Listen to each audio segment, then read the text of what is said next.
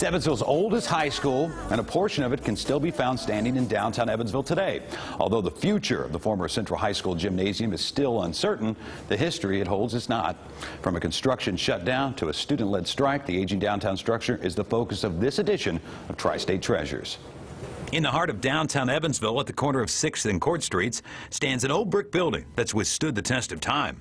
Most know it as the YMCA, but many call it the former Central High School Gymnasium. Started in 1854.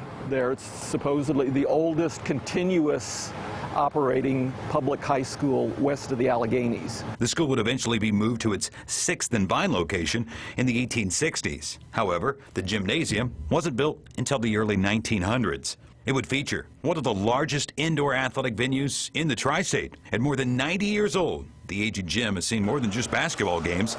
It was a rallying point for students and the community. In 1946, the Central Bears went 25-2 on the basketball court, but the school board decided to oust athletics director Glenn Bretz. And it's one of those, when you look at the time, everybody blames everybody else. Nobody claims that they were responsible for this.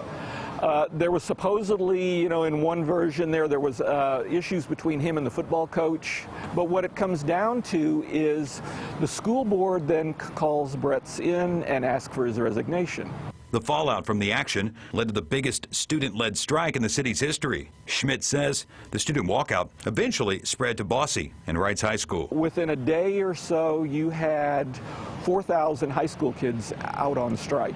And basically it was they wanted Bretz reinstated, and then as things went on, they wanted the school board replaced. After this, the PTA became involved and even tried to persuade then-Mayor Manson Reichert to remove them, something he had no power to do. This goes on for really over a week. They offer to bring Bretz back in as coach. 2 years later, Central would have another successful season on the basketball court, going to the state finals and finishing as state runner-up.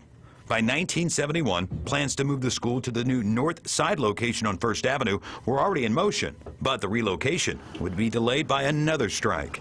It turned out that next year the new school was being built by Peronin, was the construction company. There was a building trade strike, and they never finished Central then for the next year.